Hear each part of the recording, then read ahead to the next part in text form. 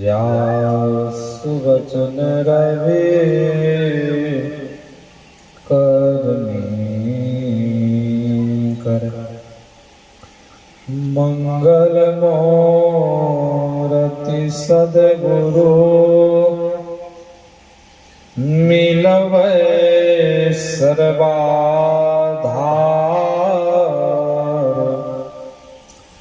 मंगलमय मंगल करुं बिनवा बारंबार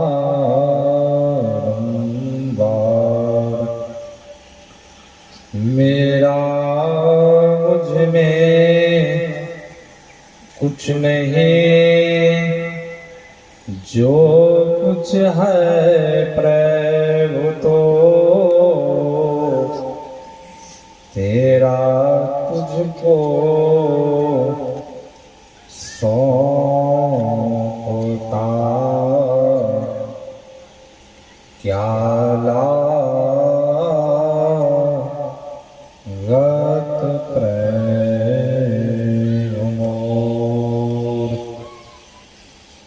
श्री सद्गुरु महाराज की जय। परमाराध्य आराध्य जी की श्री जुगल चरणों में कोटि सह नमन। मंचासन पूज्यपादाचार्य स्वामी श्री पूर्ण चेतन जी महाराज की श्री जुगल चरणों में कोटि सह नमन। मंचासन पूज्य गुरुजन सत्संग उपस्थित धर्म प्रेमी माताओं एवं बहन सबों को मेरा नमन है। अभी हम लोग कर्म के विशेषता के संबंध में सुन रहे थे। संत महापुरुष ऋषि कहते हैं कर्म के फल से ऋषि हो या मुनि हो कोई आज तक कर्म के फल से नहीं बच पाया है। क्या हम आप कर्म के फल से बच जाएंगे? हम आप जीवन में वैवानी शैतानी चोरी करते हैं, शराब पीते हैं, अंडा खाते हैं, क्या अशुभमय कर्म को करते हैं? क्या उस कर्म से हम आप बच जाएंगे? नहीं बच पाएंगे। संत महापुरुष कहते हैं कर्म भोगना पड़ेगा। जिस तरह कर्म कर रहे हैं उस तरह भोगना ही होगा। कर्म 3 प्रकार से होता है, तन से, मन से और वचन से। तन से भी कर्म होता है। तन से कौन सा कर्म होता है? ये तन क्या है? मंदिर है, शिवालय है। यह तन क्या है? खेत है। अभी संचालक महोदय हम लोगों को सुना रहे थे। ये शरीर खेत है। कि तन में हम आप दारू शराब अंडा डाल रहे हैं इस मंदिर में, तो ये भी तन से पाप हो रहा है। इस तन से हम जानते हैं जो कर्म हम कर रहे हैं, शराब पी रहे हैं, इसका फल क्या मिलेगा? मछली अंडा हम खा रहे हैं, इनका फल क्या मिलेगा? क्या हम लोगों को पता नहीं है? अभी हम लोग सत्संग करने के लिए आए हैं, ये भी हम लोगों को पता है। जो सत्संग कर रहे हैं इनका फल क्या मिलेगा? संतों ने कहा शुभमय कर्म सुखदायी होता है, अशुभमय नहीं। दुखदाई कर्म किसी को पसंद नहीं है और कोई भोगने के लिए नहीं चाहता है। इसीलिए देखते हैं गांव समाज में किसी की जब मृत्यु होती है तो क्या लिखते हैं, लिखने कड़ी में कार्ड में, परम पूजनीय पिताजी स्वर्गवास हो गए कि नरकवास को लिखते हैं। क्यों न लिखते? इससे यही साबित होता है अशुभमय कर्म भोगने के लिए कोई नहीं चाहता है। इसीलिए हम आप यही लिखते। एक संत वे हैं राम कृष्ण परमहंस जी महाराज, उन्होंने कहा पाप और पारा को कोई नहीं छुपा सकता है। चाहे कोई पाप छुपा करके करे उनका फल भोगना ही होगा। कोई पारा पदार्थ खा ले उनका शरीर फोड़ करके निकल जाएगा। वही संत महापुरुष ऋषि कहते ते कर्म के फल से बचने का कोई उपाय भी है। हम आप ऐसे कह सकते हैं। हम आप अभी सुन रहे बहुत देर से कर्म के फल के संबंध में, तो इनसे बचने का उपाय क्या? कोई तो उपाय होगा बचने का। हर चीज का उपाय है इस संसार में, है कि नहीं? हर चीज का उपाय है, इनका भी कोई न कोई उपाय है। संत महापुरुष कहते हैं उपाय एक ही उपाय है, निहारो यारो गुरु मूर्ति कियो। गुरु मूर्ति सूरति निरीखो तब होते इंजो। एक ही उपाय है, आप उस गुरु के तरफ निहारना होता है, देखना। उस गुरु के तरफ आप देखिए, तब क्या होगा? शुभ और अशुभ कर्म न लागे, जागी धरो गृह जो। शशिना सूरज दिवस ना रजनी, नहीं शाम नहीं भोर। एक ही उपाय है, जुक्ति जान करके जब हम भजन करेंगे अपने अंदर में, तभी हम आप कर्म के फल से बच सकते। इसीलिए परमाराध गुरु महाराज जी ने कहा है यही मानुष देह समैया करु पर मेश्वर में। मनुष्य का यही कर्तव्य होता है, जब सब कर्म के फल से बचने के लिए चाहते हैं तो आप परमात्मा का भजन करें। मनुष्य का यही सार्थक है, बचने का एक ही उपाय है और कोई उपाय संसार में नहीं है। पंजाब में 10 गुरु हुए।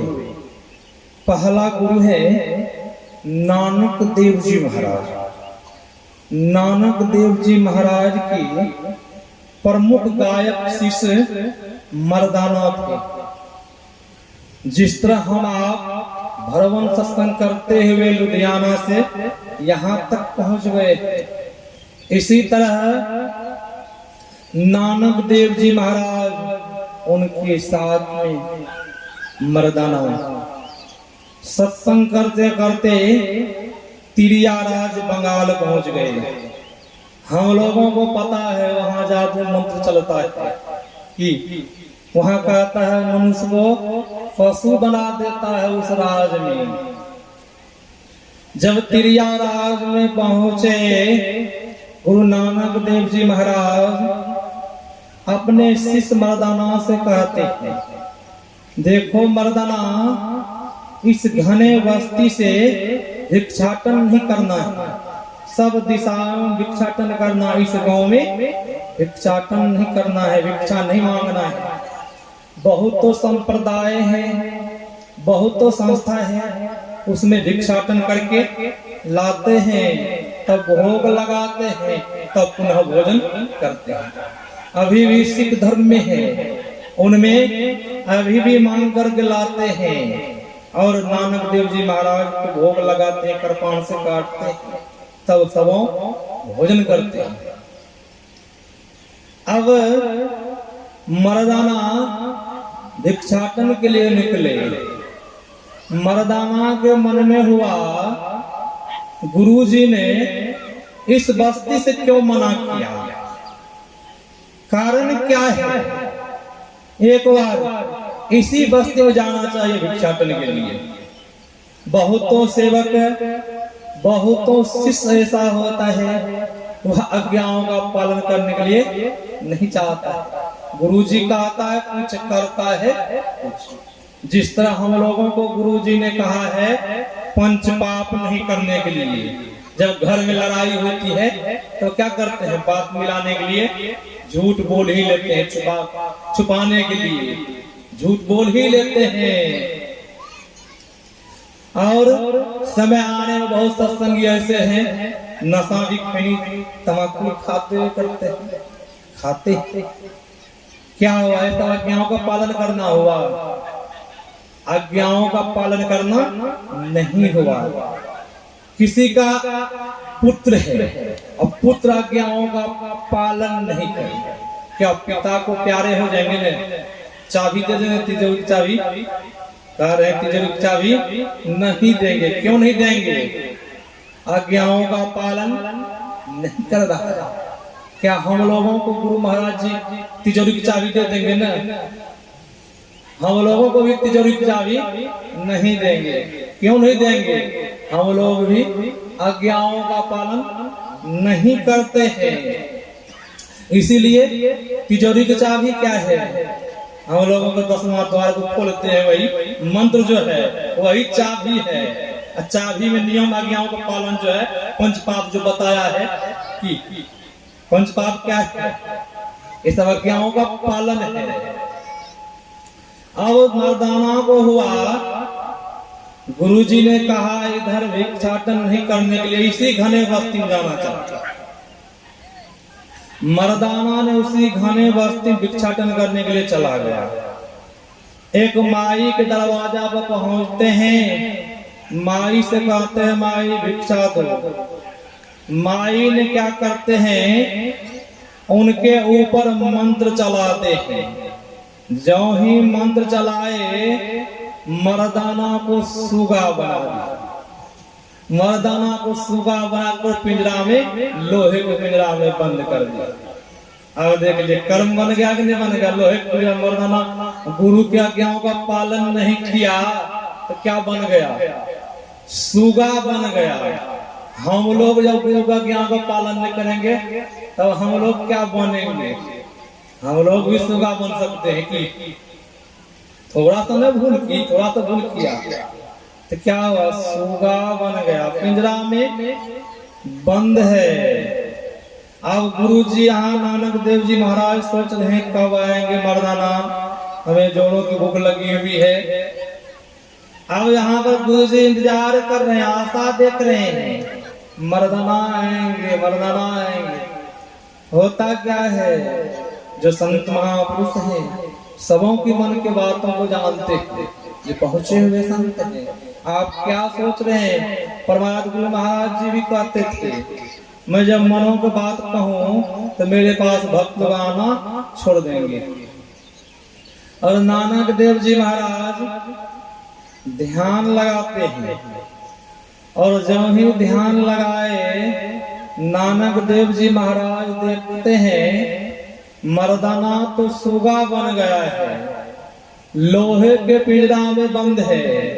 मर्दाना को मैंने मना किया था उस घने बस्ती से भिक्षाटन करने के लिए कुछ नहीं जाना, फिर भी मर्दाना वही बस्ती में गया और सुगा बन गया है।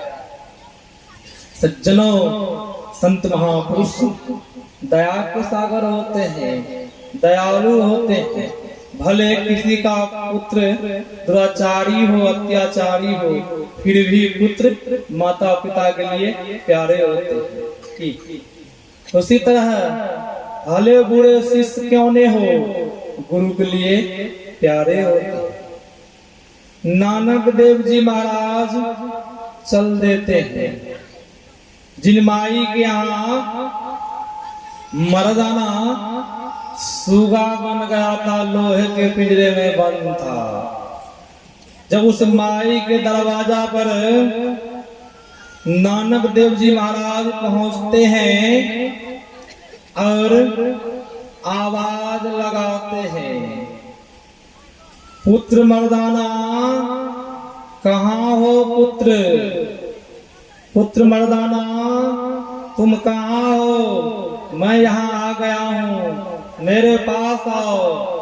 पुत्र मर्दाना तुम कहाँ हो? मैं आ गया हूँ, मेरे पास आओ। जो ही आवाज को सुनते हैं, और मर्दाना होता क्या है, 3 बार जो आवाज लगाया, तीसरा बार में आवाज में वह लोहा को, पिंजरा को तोड़ते हुए और मनुष्य के रूप में, मर्दाना के रूप में आकर के दौड़े दौड़े गुरु के चरण में गिर गए।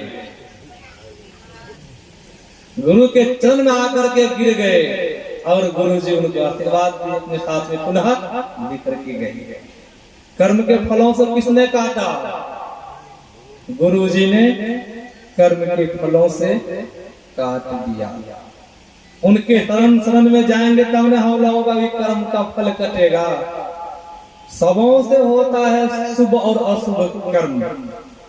जो कर्म मंडल से ऊपर उठ जाते हैं उनसे शुभ अशुभ कर्म नहीं होता है। तो कर्म मंडल से हम आप उठेंगे कैसे? उठने के लिए युक्ति चाहिए, अपने अंदर में चलना होगा। संत महापुरुष ऋषि कहते हैं कर्म गति टारे नहीं। इस कर्म के फल से कोई नहीं बच पाया है, बच वही पाया है जिन्होंने संत के शरण में गया है, वही बच पाया है और कोई बच नहीं पाया है। भगवान श्री राम आए, उनको भी कर्म का फल भोगना पड़ा। भगवान श्री कृष्ण आए, उनको भी कर्म का फल भोगना पड़ा। जो जो अवतारी पुरुष आए, सबों का कर्म का फल भोगना पड़ा। जिन्होंने संत के शरण में गया, जिन्होंने कर्म मंडल से ऊपर उठ गया, उनको ही भोगना पड़ा, उनको नहीं भोगना पड़ा। क्यों? कर्म मंडल से ऊपर उठ गया। वही संत महापुरुष कहते हैं हम लोगों का कर्तव्य क्या है? हम मानवों का कर्तव्य क्या है? हम मानव को तो इस मनुष्य का शरीर मिला है, तो मनुष्य का शरीर क्या है? हीरा के समान है। इस शरीर क्या है? शिवालय है। हम आप बाहर में कहीं जाते हैं मंदिर में पूजा करने के लिए, उस मंदिर को किसने बनाया है? उस मंदिर को किसने बनाया है? उस मंदिर कोई कलाकार बनाया होगा, राजमिस्त्री बनाया होगा। उस मंदिर में हम लोग पवित्र होकर के जाते हैं, फूल प्रसाद लेकर के जाते हैं चढ़ाने के लिए। इस मंदिर को किसने बनाया? परमात्मा ने इस मंदिर को बनाया है। इस मंदिर को परमात्मा ने बनाया है। हम लोगों का कर्तव्य क्या है? इस शरीर से शुभमय कर्म हो कि शुभमय कर्म कब होगा? तो संत महापुरुष बताए मार्ग को चलेंगे तब ने। उस मंदिर में हम आप गांजा भांग अफीम चढ़ा सकते हैं। क्यों नहीं चढ़ा सकते? मीठ मांस। गांव समाज का आदमी जो मुख्य आदमी है, जब कहीं आप उस मंदिर में मीठ मछली चढ़ा देंगे तब क्या होगा? आपके ऊपर केस हो जाएगा कि केस कर देंगे गांव समाज के लोग, पुलिस आ जाएगी, आपको पकड़ के लेकर के थाना में जेल में बंद कर देंगे। क्या हम लोग जो अशुभमय कर्म करते हैं, शरीर मिला है, ये शिवालय है, क्या कहते हैं हम लोग? महाराज कुछ तो देखबे न करता हूँ इस अंदर में, तो देखेंगे कैसे? तो उसके लिए कर्म करेंगे तब देखेंगे। तुमने आंगन नहीं बहारा, कैसे आएंगे भगवान? आपने शरीर को अपवित्र कर चुका है, तो दर्शन कैसे होगा? दर्शन के लिए पवित्र बनना होगा न, शरीर पवित्र होगा तब दर्शन होगा। आपने उस मंदिर में आप कुछ नहीं चढ़ा सकते। क्या कभी हम विचार किए हैं जो हम आप दुष्टमय कर्म करते हैं, पापमय कर्म करते हैं, इनका फल क्या भोगना होगा? कभी सब विचार किए हैं? सज्जनों, इस पर भी विचार करना होगा कि इस पर विचार करना होगा। जब नहीं विचार करेंगे तब जमदूत रूपी पुलिस आएगी और घसीटते लेकर के जाएगी कि तब सुख होगा कि दुख होगा। वहां अशुभमय कर्म का फल नरक भोगना होता है, स्वर्ग भोगना नहीं होता है। शुभमय कर्म का फल स्वर्ग भोगना होता है। पुनः स्वर्ग से भी उतर कर आना, स्वर्ग से पुण्य की पूंजी खत्म होने पर स्वर्ग से भी निकाल दिया जाता है, सदा स्वर्ग में रहने को नहीं देता है। नरक के संबंध में जब पढ़ेंगे गरुड़ पुराण को, तब पता चलेगा हम लोगों को कि नरक में किस तरह का दुख है। संत महापुरुष ने कहा है, जो पाप आत्मा है और भगवान कागभूषण जी भगवान केशव से पूछ रहे हैं कि हे केशव, जो पाप आत्मा है, दुराचारी कर्म करता है, कभी सत्संग में नहीं आता है, भजन नहीं करता है, तो वह पापी कहाँ जाता है? हे केशव, आप बताने की कृपा करें। भगवान श्री केशव ने कहा रहे, सुनो कागभूषण जी, सुनो गरुड़ जी, वह पाप आत्मा जो है वह पापी नरक में जाता है। नरक में बहुत प्रकार का दुख होता है। नरक में छोटा कुंड है, उस कुंड में पेशाब पैखाना रक्त से भरा हुआ है। उस पापी जीव को उस कुंड में गिरा देता है। वह पापी जीव रोता है और चिल्लाता है और सगे संबंधी को पुकारता है। क्या सज्जनों, दुख हुआ कि सुख हुआ? गरुड़ जी कह रहे हैं, वह पापी जीव वहां बहुत रोता है, बहुत विलाप करता है, मुझे कोई इसमें से छोड़ा दे। वहां कौन जाएंगे बचाने के लिए? कौन छोड़ाने के लिए जाएंगे? कोई जाएंगे छोड़ाने के लिए, आपको वहां छोड़ा देंगे। यहाँ पर आपको कहीं बंद कर दे जेल में, तो कोई कोई नाती पोता आपको छोड़ा कर ले आएंगे। वहां कौन जाएंगे उस नरक से छोड़ाने के लिए? फिर भगवान केशव से गरुड़ जी महाराज कह रहे हैं, हे केशव, जो पुण्य आत्मा है, दान पुण्य करता है, सत्संग में आता है, सत्संग को सुनता है, वह पुण्य आत्मा का जब ये शरीर छूटता है तो वह पुण्य आत्मा कहाँ जाता है?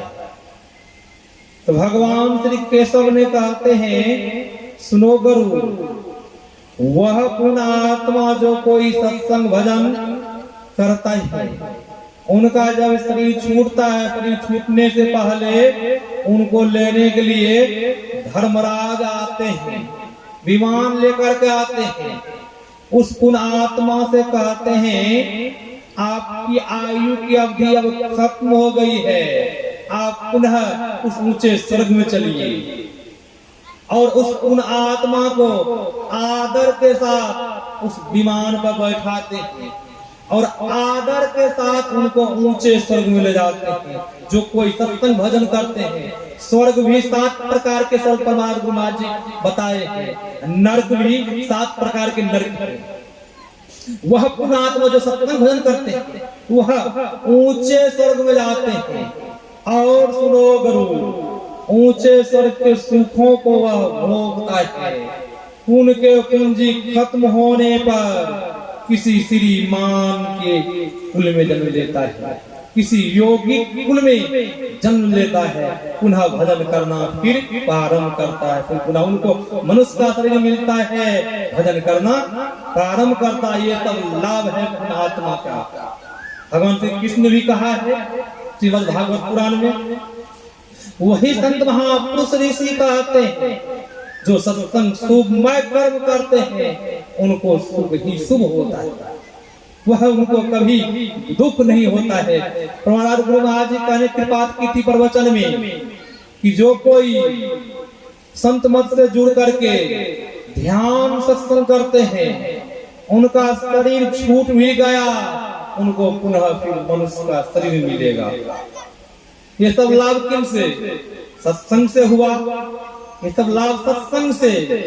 और जो कोई सत्संग नहीं करता है तो वह आदमी इस कर्म से नहीं बच पाता है, उनको कर्म का फल भोगना ही पड़ेगा। इसलिए संत कबीर साहब ने कहा ये सब बचने का उपाय है, भक्ति बीज बिन से नहीं, ये सब बचने का उपाय है। भक्ति बीज विनसे नहीं, जो जुग जाए आनंद, ऊंच नीच घर जन्म ले तो संत के संग। जिनको भक्ति का बीज पड़ गया है उनका विनाश नहीं होगा, ये कर्म के फल से बचा देगा। बचा क्या देगा? उनको मुक्ति सचखंड प्राप्त हो जाएगा। ये सब लाभ होता है, यही उपाय है और कोई दूसरी उपाय नहीं है। कोई कहीं फैक्ट्री नहीं खुली है कि वहां जाएंगे हम कर्म के फल से बच जाएंगे। संत महापुरुष कहते हैं एक ही उपाय है, जब इस उपाय को हम आप जीवन में अपना लेंगे तब हम आप कर्म के फल से बच पाएंगे। समय का अभाव है, कुछ बाबा से सुनेंगे, विशेष लाभ होगा। श्री सद्गुरु महाराज की जय। श्री सद्गुरु महाराज की जय। हम लोग सुन रहे थे कर्म के संबंध में आया है, नदी किनारे घर करो, कर्जा कर कर खाओ, मांगन हार जब द्वारे आवे, खिसक